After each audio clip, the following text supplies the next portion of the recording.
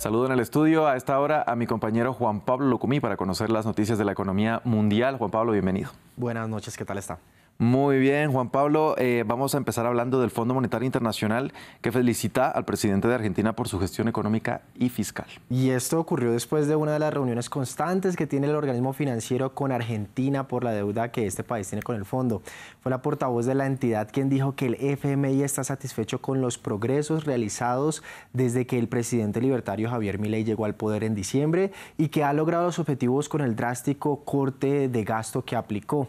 El FMI se refirió al superávit que ha logrado Argentina, otro de los objetivos de Milei, y dijo que el país logró el primer superávit fiscal trimestral en 16 años gracias a la recuperación rápida de las reservas internacionales y una mejora del balance del Banco Central, así lo decía el fondo. Precisamente hoy el ministro de Economía, Luis Caputo, confirmó que en abril hubo un superávit fiscal por cuarto mes consecutivo. Recordemos que un superávit ocurre cuando los ingresos del gobierno provenientes también de impuestos o de tasas son mayores que sus gastos en bienes y servicios y transferencias, que eso sería, por ejemplo, cuando una persona, en este caso, pues gasta menos de lo que gana, podría ser el ejemplo. Todo esto también sin olvidar el dato de inflación, que recientemente, hay que decirlo, también lleva 4 meses en el cual se va desacelerando desde ese 25% que llegó cuando estaba en diciembre y ahora que pues ronda mucho menos de un 11%, mucho menos de este valor, un 8,8 exactamente, pero vamos a escuchar las palabras de la portavoz de la entidad. La fuerte implicación y la aplicación decidida por parte de las autoridades de su plan de estabilización están dando resultados mejores de lo esperado. Todos estos son pasos importantes en la dirección correcta y esperamos que la economía comience a crecer nuevamente en la segunda mitad de este año, aunque el camino por recorrer sigue siendo difícil. Bien, halagado por el Fondo Monetario Internacional y criticado dentro de su país por los propios argentinos. Precisamente porque la macroeconomía pues no es tan evidente en el día a día de las personas. Así es, Juan Pablo. Este jueves un indicador de Wall Street llegó a un nuevo récord. ¿Cuál indicador y a qué nivel llegó? Se trata del indicador que recoge el promedio industrial, el llamado Dow Jones, que tocó los 40.000 puntos por primera vez desde su creación y luego perdió fuerza levemente.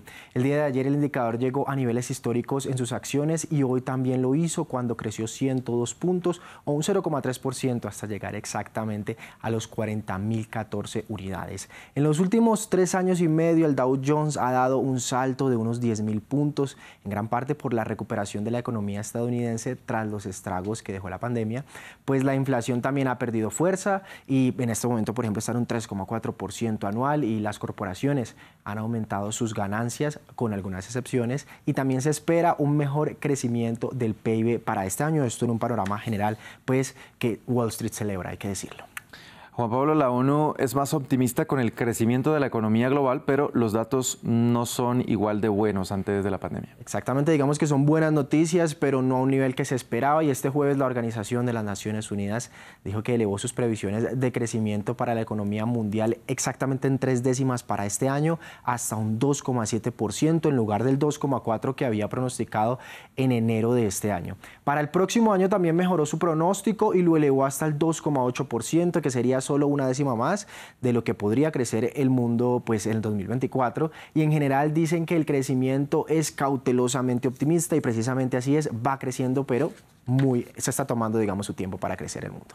Juan Pablo, y en otras noticias siguen los datos negativos para Alemania. Esto después de diferentes datos, por ejemplo, en cuanto al crecimiento del PIB, ayer lo hablábamos, que decíamos que un estudio, por ejemplo, estima que si el país no logra la cantidad de trabajos calificados o de trabajadores extranjeros calificados para una temporada en este año, podría perder 49.000 millones de euros y en 2027 también unos 75.000 millones de euros. También ha estado lento en el tema del crecimiento, digámoslo, regional, no impulsa tanto el crecimiento de la eurozona, pero a nivel global hay que decir lo que, por ejemplo, el año pasado desplazó a Japón de su puesto y ocupó el tercer lugar como la economía más grande del mundo, pero ahí digamos que es difícil. El mismo ministro de Economía dice que es difícil el panorama y ahora estiman, por ejemplo, otros escenarios. Andrés. Sí, y ahora el Estado espera que en 2025 les ingrese menos de lo que ya habían estimado. Y esto en otro escenario que sería el de los impuestos. Esperan, por ejemplo, que les entren 995.000 millones de euros en impuestos, pero esto es por lo menos 22.000 millones menos que un pronóstico anterior que hicieron. El cambio se debe en su mayoría porque por el pasar del tiempo pues han visto que la economía alemana no ha tenido tan buen rendimiento como esperaban, como lo decíamos en diferentes escenarios. Precisamente el ministro ministro de Economía, quien fue que dio la difícil noticia, dice que a veces el país tiene un deseo de gastar y buscar hacer proyectos que ha estado creciendo, pero la economía no crece de esa misma manera, pues como deciden gastar. Juan Pablo, vamos ahora a conocer los indicadores. Y es momento de ver el cierre de las bolsas globales y vamos a empezar con Estados Unidos después de este repunte que tuvo a nivel general, pero con pues un panorama un poco negativo. Meta tuvo una pérdida que se acercaba al 2%, entre otras, por las acusaciones que hace Europa a el algoritmo que tienen dos de sus aplicaciones, Facebook e Instagram, de ser adictivo para los menores de edad. Y pues este es el panorama general de las bolsas también en la región. Hay que decir que Chile y Perú perdieron el día de hoy. Juan Pablo, uno de los grandes ingresos para México es el turismo por sus hermosos lugares, precisamente. ¿Usted conoce México? ¿Ha ido? Sí, me encanta, me encanta. La Riviera Maya me fascinó. Eso es lo que conoce de México. No, también conozco Yucatán, que tiene una gran riqueza cultural, me encanta eso. Hay que ir y seguramente podemos conocer más a través de las imágenes que veremos en segundos, porque México cuenta con 132 pueblos mágicos, unos destinos turísticos que se destacan por su belleza natural, sus características históricas, por ejemplo, tradiciones, pero en Tepoztlán, ubicado en el estado de Morelos, es uno de ellos. La ciudad es famosa por sus pirámides prehispánicas en la cima de una montaña, el Teposteco, y también por la venta de artesanías. Nuestros corresponsales Aurora Bullot y Mario Carbonell han visitado esta joya turística que sus habitantes esperan ver prosperar con propuestas de preservación cultural y medioambiental. A una hora de Ciudad de México se esconde un refugio para turistas que goza de buena salud económica. Desde su declaración como pueblo mágico hace 14 años, el turismo se ha vuelto el principal motor de la economía de Tepoztlán. Aporta el 68% del PIB y un poco más de 2.600 empleos según datos nacionales.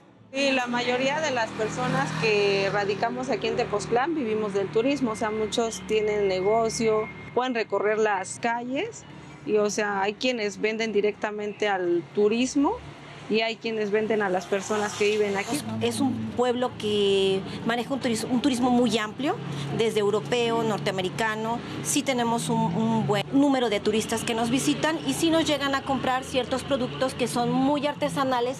Tepoztlán es famoso por su artesanía, con productos que van desde textiles, joyería, cerámica, también por su sitio arqueológico del Teposteco que atrae tanto turistas nacionales como extranjeros. En un fin de semana se pueden llegar a reunir entre 5.000 y 10.000 personas y en ocasiones extraordinarias pueden llegar a ser 150.000 visitantes. Sí, definitivamente es un pueblo mágico. El ambiente de la montaña es mágico. Las montañas siempre tienen energías mágicas. Es un lugar hermoso. Hemos encontrado cosas muy auténticas y más baratas que en Ciudad de México. Así que todo muy bien. Siempre habíamos querido subir al Teposteco hasta arriba, pero por X o Y razón, por los fuegos, por muchas cosas, por los incendios, no habíamos podido hacerlo. Y yo tampoco lo hicimos porque nos detuvimos a comer. Tras la disminución del flujo turístico que representó la pandemia de COVID-19 y apenas recuperándose de una racha de 10 años consecutivos de incendios forestales bastante graves, el pueblo mágico ya goza de nuevo de buena afluencia turística, a tal punto que los locales ya están pidiendo políticas públicas para acompañar un turismo un poquito más sostenible.